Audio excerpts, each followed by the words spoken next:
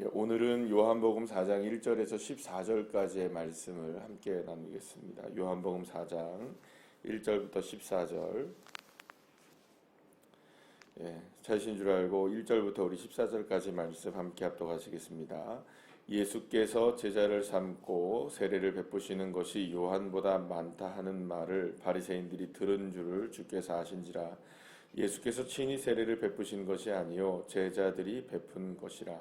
유대를 떠나사 다시 갈릴리로 가실새 사마리아를 통과하여야 하겠는지라. 사마리아에 있는 수가라 하는 동네에 이르시니 야곱이 그 아들 요셉에게 준 땅이 가깝고 거기 또 야곱의 우물이 있더라.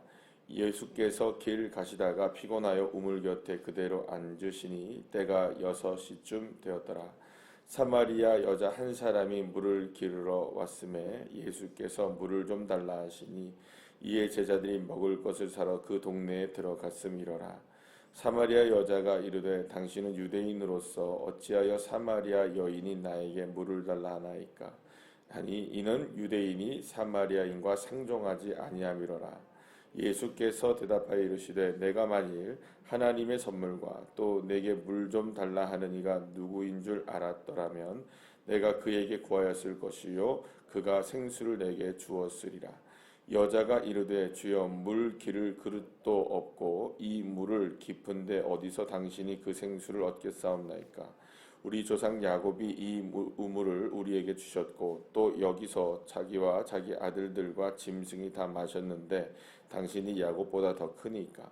예수께서 대답하여 이르시되 이 물을 마시는 자마다 다시 목마르려니와 내가 주는 물을 마시는 자는 영원히 목마르지 아니하리니 내가 주는 물은 그 속에서 영생하도록 솟아나는 샘물이 되리라. 아멘.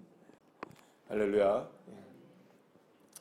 예수님께서 오늘 제자들과 함께 사마리아를 통과하시는 장면을 우리에게 말씀해 주고 있는 것을 보게 됩니다. 그런데 당시 이제 오늘 본문에서 여러분들 보시면은 오늘 본문의 이제 9절에서도 보시면 이제 이 사마리아 여인이 뭐라고 얘기합니까? 어떻게 유대인으로서 이 사마리아 여인인 나에게 이렇게 물을 달라 하느냐? 이렇게 이야기를 하죠. 그러면서 거기에 이제 설명이 나옵니다. 뭐라고 나옵니까? 유대인이 사마리아인과 상종하지 않는다 이렇게 얘기합니다. 사마리아 사람이 어떤 사람인지에 대해서는 많이 이제 여러분들이 아마 이제는 좀 많이 좀 아실 것 같은데 이 사마리아 여인, 사마리아 사람들이 유래는 이제 이스라엘 백성들이 이제 포로로 바벨론으로 끌려갔다 70년 만에 다시금 돌아오게 됩니다. 근데 그 돌아오는 과정에서 어떤 일들이 벌어지게 되냐면, 그러니까 북이스라엘에 남겨져 있던 사람들 중에 그리고 또 유대 땅에 남겨진 사람들 중에서 특히 이제 유대 땅에 남겨진 사람들 중에서 어떤 사람들이 생기냐면 포로로 끌려가지 않는 사람들이 나오게 되죠. 그 중에 이제 사마리아 사람들이 어떤 사람들이 되냐면 이제 그 이방인들과 혼합이 되어서 그 땅 가운데 그냥 남겨진 사람들이 되어집니다. 그러니까 이 사람들은 이스라엘 사람들, 그러니까 유대인들의 입장에서는 보면은 이 사람들은 이미 자신의 이제 유대인으로서의 정통성을 잃어버렸다고 생각을 하는 거죠. 왜냐하면 이제 혼합이 되다 보니까 이제 말하자면 종자가 섞였다고 생각하는 거죠. 그러면 순수한 이스라엘의 혈통이 아니라 이 사람들은 전부 다 혼혈선통이기 때문에 이 사람들은 정통 유대인으로서 우리가 인정할 수 없다라고 생각했던 겁니다. 그러면서도 자신들은 여전히 유대인들이라고 생각하고 있는 이 사마리아 사람들을 유대인으로서는 인정할 수가 없었고, 그래서 신약 시대에 이렇게 넘어오면서 이 사람들은 아주 이스라엘 백성들에게, 그러니까 유대인들에게 배척을 당하게 되고, 이들은 마치 이방인보다도 더 못한 사람들로 이렇게 취급을 당하게 됩니다. 그래서 실제로 이스라엘 백성들은 늘 언제나 이게 사마리아 사람들을 어떻게 생각하냐면, 특히 이제 유대인 남자들 같은 경우에는 이렇게 기도를 하죠. 첫 번째는 내가 이방인으로 태어나지 않은 것을 감사합니다. 세 가지 기도의 제목 감사가 있었대요. 유대인들 남자는. 두 번째는 뭐냐면 사마리아인으로 태어나지 않게 하신 것 감사합니다. 세 번째는 뭐냐면 여자로 태어나지 않게 하신 것 감사합니다.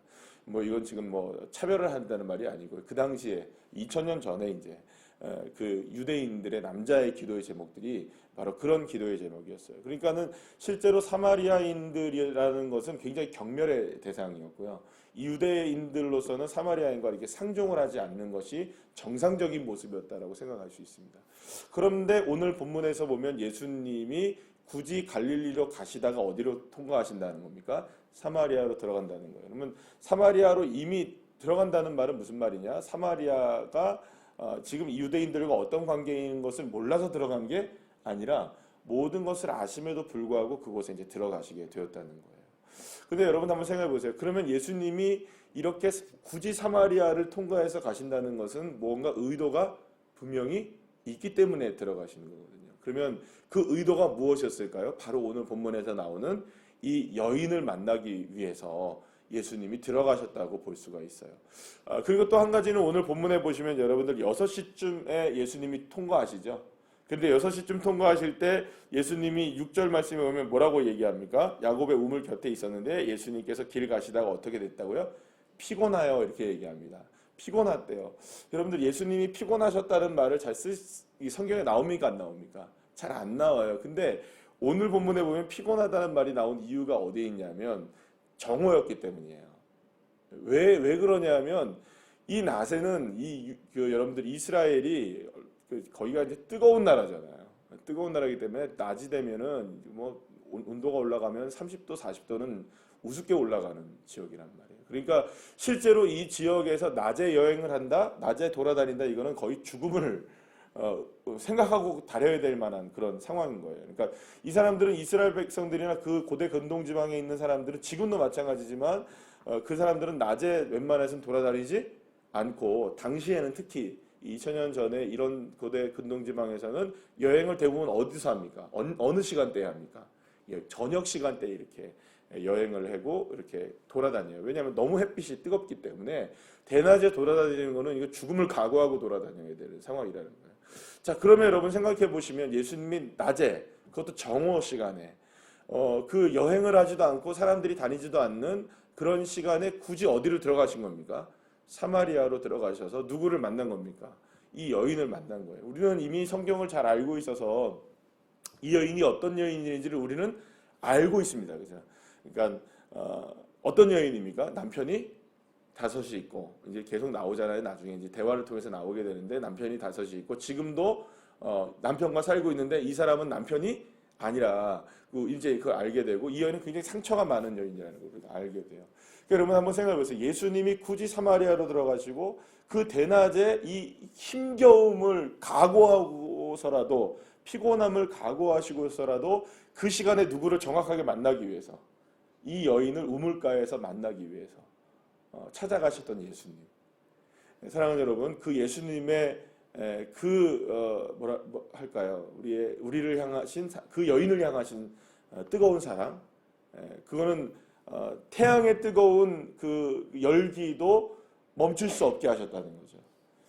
그 사랑과 그 놀라운 은혜가 이 여인을 향해서 있으셨던 것과 마찬가지로 우리를 향해서 찾아오시는 그 예수님은 바로 이러한 마음을 가지고 저와 여러분에게 오늘도 찾아오시는 줄로 여러분은 믿으시길 바랍니다. 그 주님의 사랑입니다. 주님은 그 어떤 것도 우리를 예를 들어서 우리에게 있는 여러 가지 평판이 있을 수도 있습니다. 그죠? 우리가 어떤 선입관, 우리를 향해서 사람들은 우리를 선입관을 가질 수도 있고, 사람들은 우리를 이렇게 평가할 수도 있고 저렇게 평가할 수도 있고, 우리의 가진 것이나 우리의 모습이나 우리의 여러 가지 것들로 우리를 판단하면서 우리를 생각할 수 있지만, 주님은 그런 모든 판단들을 사마리아인이라는 판단 있잖아요. 그 판단 그런 것들을 모두 다 뒤로 하시고 그 모든 것들을 다 뒤로 하시고 누구를 만나시는 겁니까? 이 여인을 만나시는 것처럼 저와 여러분을 만나주시는 예수님, 저와 여러분 안에 있는 예수님은 저와 여러분의 모든 상황들이 어떠함에도 불구하고 주님은 저와 여러분을 사랑하시는 것이라는 것. 이 믿음이 저와 여러분의 믿음이 되시기를 간절히 축복합니다. 그리고 바로 이렇게 예수님이 이 여인을 만나셨다는 것이죠. 자, 오늘 본문에서 예수님께서 사마리아 여인과 만나시면서 대화를 나누는 주제는 어떤 주제입니까? 딱 만나시자마자 예수님이 어떤 이야기를 하십니까? 물을 좀 달라 이렇게 얘기하십니다. 낯선 남자가 낯선 여인에게 물을 달라 이렇게 얘기하면 여러분들 이거 어디서 많이 본 장면 아니세요? 이것도 어디서 구약에서 어디서 많이 본 장면이라고 여러분들 생각하실 수 있는데 이게 누구죠? 야곱의 아들인 이삭이 이삭이 이제 그 이삭의 아들을 이삭을 장가 보내기 위해서 야곱의 그 종이 이제 가서 우물을 곁에 있다가 리브가 딱 와서 뭐 하는 겁니까? 이 우물 곁에서 딱 이렇게 먹고 이렇게 하는 장면 기억나시죠? 그러니까 사실은 이게 하나하나의 장면들을 이렇게 생각해 보면은 이게 그 성경에서 나오는 장면들이 이제 그 구약에 이렇게 연결되는 장면들이 하나하나 있다는 것이 좀 재밌는 장면이기도 해요. 어쨌든 간에 중요한 거는 이렇게 얘기를 하실 때에 생수에 관한 이야기를 하세요. 물에 관한 이야기를 하신다는 거예요. 그러면서 이제 예수님께서는 자연스럽게 이제 물 좀 달라 해놓고 그 물이 어떤 물이냐, 내가 너에게 생수를 주겠고 영원히 목마르지 않을 것이다. 이런 이제 주제로 이제 예수님이 쭉 이끌어 가시게 되는데요. 그런데 이 생수에 관해서 굉장히 자연스럽게 예수님께서 말씀을 이어가시게 되는 것을 보게 되는데, 하지만 이 이야기는요, 이 여인에게 있어서 지금 어떤 상태를 나타내주고 있냐면, 이 물을 달라 했던 이게 단순하게 목마르기 때문에 예수님이 물을 달라는 것이 아니라 이 여인의 상태가 어땠다는 겁니까? 목마른 인생이었다는 것을 표현해 주고 있는 것이죠. 그러니까 우리가 여러분들 만약에 이렇습니다. 그러니까 뭐 쉽게 생각하면 이렇습니다. 여러분들 저와 여러분도 인생이 날마다 목마르나요? 목이 안 마르나요? 이게 목마르다는 게 진짜 목마른 게 아니라 우리의 인생 자체가 늘 언제나 이렇게 뭔가 갈급해하고 뭔가 이렇게 뭔가를 원하게 되는 그런 마음들이 우리에게 다 있습니다. 근데 그걸 딱 표현합니까? 안 합니까? 잘 우리가 모든 걸 다 표현하고 사십니까? 사실 그렇지 않거든요. 그러니까 우리 마음이, 우리의 삶이 늘 이렇게 목마르고 뭔가 이렇게 갈급해하고 뭔가 이렇게 문제가 있고 뭔가 이렇게 좀 채워져야 되는 게 있어도 사실은 그걸 잘 표현하지는 않아요. 드러내지는 않는다는 거죠. 그럴 때 이제 누군가가 만약에 우리에게 그런 거잖아요. 여러분들 만약에 드라마를 본다든지 아니면 뭐 영화를 보신다든지 딱 그런 얘기를 딱 어떤 그 장면을 딱 봤을 때 저 모습이 내 모습 같을 때 어떻습니까? 마음에 눈물에 핑 돌 때가 있습니까? 없습니까? 누군가의 이야기를 들을 때, 뭐 드라마를 안 보더라도 누군가의 이야기를 들을 때, 어떤 뭐 소설을 읽을 때, 뭐 어떤 책을 읽을 때, 이 이야기가 누구의 이야기? 내 이야기라고 생각하면 이렇게 마음이 동요가 되잖아요. 마찬가지로 예수님이 지금 물을 달라고 했던 것은 단순하게 이렇게 마시는 물, 이런 물도 물론이지만 이 말은 무엇을 이야기하냐면 결국 이 여인의 삶이 지금 뭔가 갈급해 한다는 것을 드러내고 있다는 거예요. 그래서 자연스럽게 예수님은 주제를 이 물에서 목마름에 대한 것으로 바꿔나갑니다. 그러니까 목이 말라서 물을 달라고 했지만 그것이 뭐라고 얘기합니까? 오늘 14절 말씀에서도 목마르지 않을 것이다 이렇게 얘기해요. 그러면 여러분 목마르지 않는다는 얘기를 딱 들었을 때 이 여인의 마음은 어땠을까요? 뭔가 이렇게 영원히 목마르지 않는다. 이건 단순하게 먹는 물을 이야기하는 게 아니구나라는 것을 직감할 수 있었겠죠. 이 여인이. 그러면서 자신의 인생의 목마름을 돌아볼 수 있었겠죠. 그러니까 결국에 이 말은 무슨 말이냐면 자신의 인생의 삶을 결코 예수님은 이 여인의 삶을 그냥 단순하게 액면가로 보지 않고 있었다는 거죠. 그 영혼의 목마름을 바라보고 있었다는 것입니다. 주님은 마찬가지로 저와 여러분의 이 목마름을 다 아십니다. 아멘이시죠. 정말 저와 여러분이 무엇에 갈급해하는지를 알고 계십니다. 모르시는 분이 아니십니다.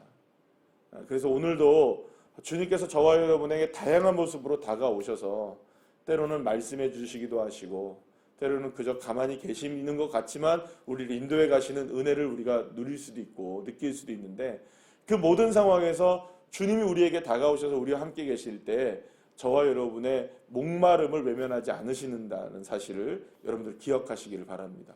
그리고 그 목마름이 주 예수 그리스도로 인하여서 영원히 목마르지 않게 되는 축복이 저와 여러분에게 있기를 간절히 소망합니다.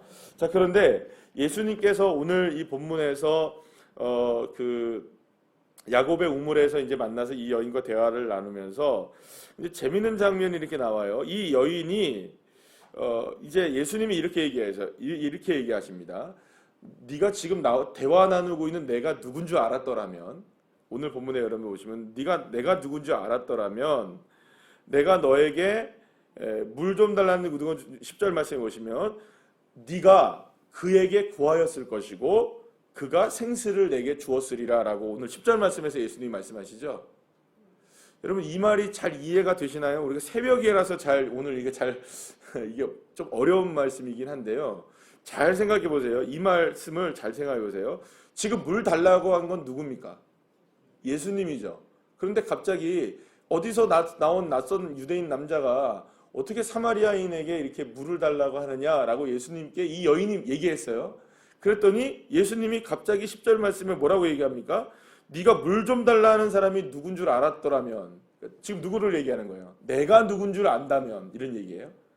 지금 물 달라고 했잖아요. 자기가 예수님 자신이 물 달라고 했던 내가 누군 줄 네가 알았더라면 네가 나에게 구했을 것이고, 그러면 내가 너에게 뭘 주었을 것이다? 생수를 주었을 것이다 라고 얘기를 해요. 그러면 지금 누가 물을 찾는데 누가 물을 줘요? 지금 사실은 이렇게 돼야 되는 거잖아요. 물을 예수님이 구했으면 여인이 물을 줘야 되잖아요. 아닌가요? 여러분들 물 좀 주세요 하면 제가 물을 드려야 되나요? 여러분들이 줘야 되나요? 여러분들이 저한테 줘야 되잖아요. 근데 예수님이 대화 중에 갑자기 확 바꿔버리세요. 무슨 얘기를 하시냐? 물 좀 다고 했던 사람이 누군 줄 알았다면 내가 너한테 물 줬을 텐데, 이렇게 얘기를 하신다는 거예요. 깜짝 놀라죠. 갑자기 물을 달라고 했던 분이 물을 주시는 분이시라는 것을 얘기를 한다는 거예요. 이 대화가 이해가 안 되는 대화죠.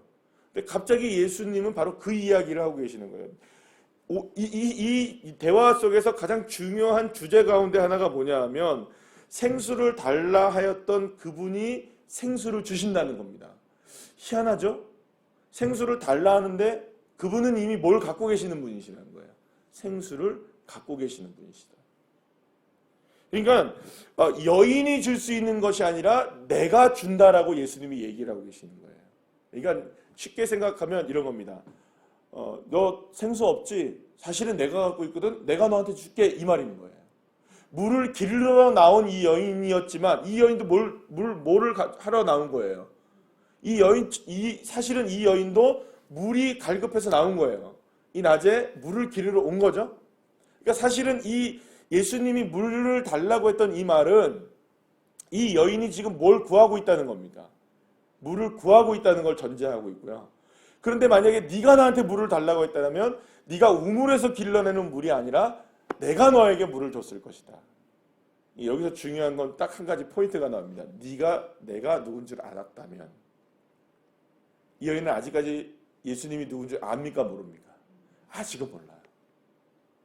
그러니까 이분이 생수를 줄 뿐인지 아닌지를, 우물에서 물을 길러주실 분인지 아니면 자신이 생수를 주실 분인지 아직은 모른다는 거예요. 이 여인은 이제 선택의 기로에 서겠죠. 뭔 소리 하고 있어? 대낮에 이 사람이 뭐 술 취했나? 하고서 그냥 우물물 길러서 갈 수도 있습니다. 그러나 생수를 주겠다고 하는 이 예수님을 향해서 이분을 믿고 영원히 목마르지 않은 생수를 얻을 수 있게 되는 거죠.